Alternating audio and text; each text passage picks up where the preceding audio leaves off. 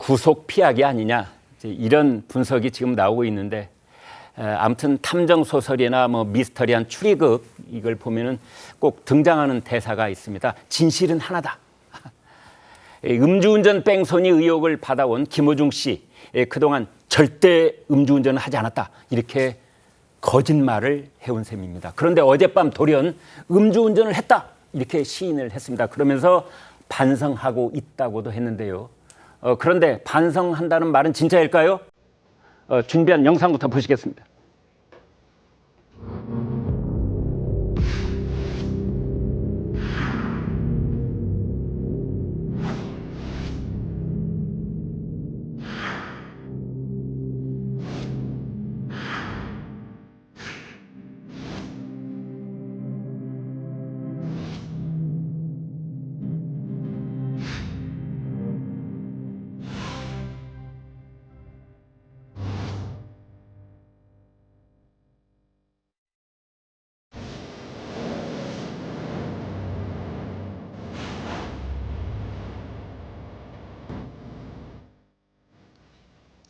숨기기 급급했던 김호중.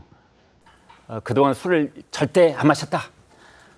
또 심지어 술집은 갔지만 술은 안 마셨다. 술잔을 대기는 했는데 삼키지는 않았다.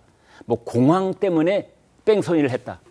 이런 주장을 이어오면서 부인을 했던 김 씨 측 돌연 음주운전을 했다 인정을 했습니다. 자, 한송원 기자, 왜 돌연 인정을 한 겁니까? 예, 김호중 씨가 음주운전을 했다 이렇게 인정한 건 어젯밤 10시 9분쯤이죠.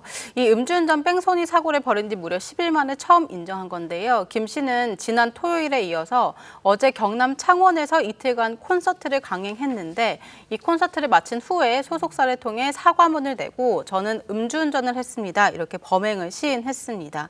이 크게 후회하고 반성하고 있다면서 이 경찰 조사에 성실히 임하겠다고 밝혔는데요. 이 그동안 수차례 김 씨의 음주운전 혐의를 부인해온 소속사도 이 사회적 물의를 일으킨 점을 사과한다 이렇게 말하면서 아티스트를 보호해야 한다는 잘못된 생각으로 이 되돌릴 수 없는 잘못을 저질렀다 이렇게 뒤늦게 시인을 했습니다. 네, 그렇군요. 아티스트를 보호하려 했다 뭐 이런 말까지 했는데 자 후회 반성 이런 말이 어제 처음으로 나온 셈인데요. 팬카페에도 뭐 심경을 올렸다고 하는데 그 내용도 살펴보겠습니다. 한 기자. 예, 이 김호중 씨는요, 이 공식 팬카페에도 이 죄송합니다라는 제목의 글을 통해서 이 술을 한 잔이라도 입을 대면 이 핸들을 잡으면 안 된다는 것을 잘 알고 있다고 밝혔습니다. 그러면서 저의 어리석은 판단으로 인해서 이렇게 많은 식구들이 아프다며 참으로 이 어리석한 저의 모습이 너무도 싫다 이렇게 적었습니다. 이어서 이 죄 지은 사람이 말이 길면 뭐 하겠냐? 지금 조사 중이고 조사가 끝나고 결과가 나오면 집으로 돌아오겠다고 했는데요. 이후에 거듭 진심으로 죄송하고 반성한다는 걸로 마무리했습니다만 여기에 이 팬카페에 집으로 돌아오겠다 이 말이 있어서 음주운전을 실토하고 반성하는 와중에도 이 복귀 여지를 좀 슬쩍 내비친 거 아니냐 이런 해석도 나오고 있습니다. 그렇군요. 돌아오겠다. 아무튼 이 사태가 진정이 되면은 그런 말까지 했다니 이제 많은 분들이 좀 어이없어 하고 있는 상황이긴 합니다. 죄 지은 사람이 말이 길면 뭐 하겠냐 했는데 최백목 국장께요. 네. 근데 그동안 열흘 너무 길었어요. 그렇죠. 아니 열흘이라는 시간도 길었지만 네. 그동안에 이제 본인이 부인해왔던 과정 이게 네. 다 거짓의 성을 쌓았다 이렇게 얘기를 할 수가 있는 거 거짓의 아니겠어요? 성. 이미 네. 너무 많이 쌓았어요. 네. 뭐 10번 이상 뿐만 아니고 그 주장하는 바가 굉장히 황당했어요. 어이도 없었고 예. 그다음에 뭐 공황 얘기 뭐 하여튼 별별 그 여러 가지 그 이제 거짓을 얘기했고 그다음에 김호중 씨 혼자만 그런 게 아니고 소속사도 마찬가지예요. 네. 그렇죠. 그래서 이게 소속사까지 그 함께 연루된 조직적인 은폐 네. 뭐 이런 것들이 이제 있었다고 봐야 되는 건데 지금 그냥 단순하게 뭐 말이 길면 뭐 하겠느냐 하고 이렇게 넘어갈 상황이 아니다. 네. 그동안에 10번 정도를 거짓말한 부분에 대한 대가 그 부분을 본인이 분명히 치러야 되고 그다음에 만약에 이게 소속사까지 그 관여한 조직적인 은폐 작전이었다면 이 또한 그 어떤 법률적인 단죄를 피할 수가 없을 것이다. 오히려 음주운전 그 자체보다도 지금은 그 사후의 수습 과정이 훨씬 더 큰 범죄를 구성하고 있다고 저는 봅니다. 네, 배보다 배꼽이 커지는 상황이 될 수도 있다. 조직적 은폐가 사실로 드러날 경우에 그 대가를 어떻게 치러야 될지 이제 그런 상황까지 지금 직면해 있는 겁니다. 반성을 하고는 있다지만 결국 범행을 시인한 시점도 문제인데요. 그 첫 번째는 경찰 수사망이 시시각각 좁혀올 대로 좁혀오자 결국 시인한 것 아니냐 이런 말까지 나오고 있습니다. 장인주 변호사님. 네, 그렇습니다. 사실 시점상으로 봤을 때 지금 김호중 씨 측에서는 음주운전을 강하게 부인을 했었지만 네. 경찰은 음주 정황에 대해서 강력한 의심을 토대로 수사망 좁혀가던 상황이었습니다. 아시다시피 김 씨와 그리고 소속사 대표 측의 뭐 자택이라든지 사무실 이미 압수수색 진행됐고요. 그리고 이제 김호중 씨가 머물렀던 것으로 알려진 유흥주점에 대해서도 압수수색 이루어졌습니다. 게다가 이제 유흥주점에서 동석한 일행에 대해서도 참고인 조사를 한다라고 알려졌는데 참고인 조사에서는 당연히 그런 거 물어볼 거거든요. 네. 김호중 씨 술 마셨나 이런 거 물어볼 텐데 아무래도 이런 수사 과정 자체가 김호중 씨 측에는 굉장히 압박이 됐을 겁니다. 특히 국과수에서 음주 대사체 검출됐던 것 이 부분도 굉장히 큰 압박이었을 건데요. 네. 게다가 지금 받고 있는 혐의가 음주운전뿐만이 아닙니다. 아시다시피 뺑소니도 있었지만 그 이후에 거짓 자수와 그리고 블랙박스 메모리가 파손된 혐의 이 두 부분도 굉장히 큰 혐의인데요. 네. 거짓 자수는 말 그대로 범인 도피죄에 해당합니다. 네. 범인 도피는 당연히 도주 우려로 연결될 수 있고요. 그리고 블랙박스 메모리가 파손된 부분 증거 인멸 부분과 관련해서는 증거 인멸의 우려가 염려가 됩니다. 그렇다면 도주 우려와 증거 인멸 우려는 아시다시피 구속영장을 발부할 때 구속의 사유가 되거든요. 네. 아무래도 김호중 씨 측에서도 경찰이 앞으로 구속영장 신청을 검토하게 된다라고 한다면 이런 부분들이 굉장히 우려가 됐을 것이기 때문에 음주를 시인한 배경에도 이런 부분들이 작용했을 가능성이 높다고 보입니다.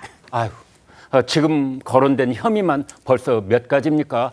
음주운전, 그 다음에 현장을 이탈한 그 뺑소니 이른바 사고 후 미조치라고 법률 용어는 그렇게 되어 있더군요.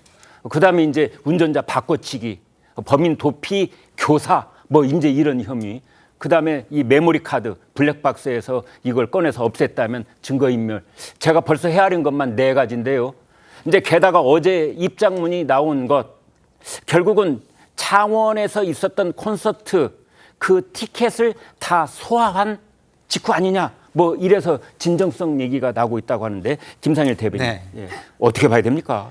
그러니까 사고가 나고 이것을 은폐하고 네. 이런 가운데서 검찰 수사망이 좁혀오자 어쩔 수 없이 인정을 한 거 아니겠습니까? 네. 그러다 보니까 그러면 사고 이후에 그동안의 콘서트들은 어떻게 되는 겁니까? 거짓 위에서 돈벌이를 한 셈이 돼버린 겁니다. 네. 그러면은 김호중 씨를 믿고 콘서트장을 찾은 네. 관객들 같은 경우 예. 그런 사람들 같은 경우 얼마나 또 마음에 어떤 실망감이 크겠습니까? 네. 그래서 공의로서는 정말 할 수 없는 일을 했다 이런 생각이 들고요.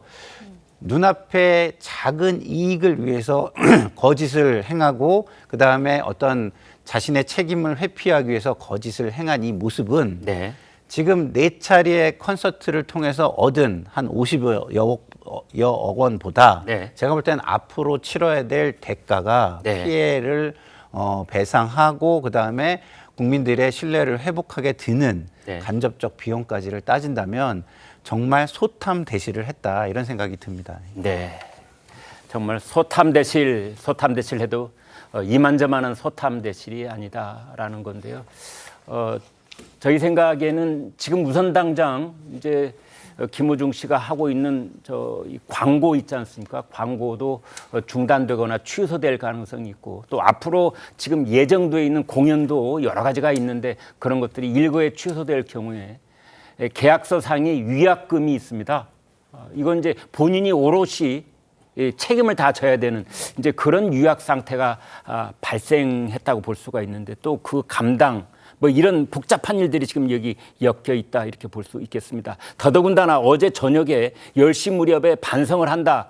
이제 음주운전 시인을 했는데 그로부터 불과 하루 전인 지난 토요일 창원에 있던 콘서트에서는 억울하다 뭐 이런 호소까지 했었습니다. 그런데 하루 만에 반성하고 있다. 사고 아흘째는 억울하다. 사고 열흘째에 반성하고 있다.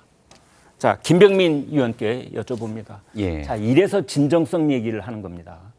국민을 기망했다고 밖에 얘기할 수가 없는 일이라고 생각하고요. 예. 경찰의 수사가 속도를 내서 이 포위망을 좁혀오고 관련된 행적들을 명확하게 밝혀내지 못했더라면 네. 아마 저 같은 주장은 계속 이어갔을 겁니다.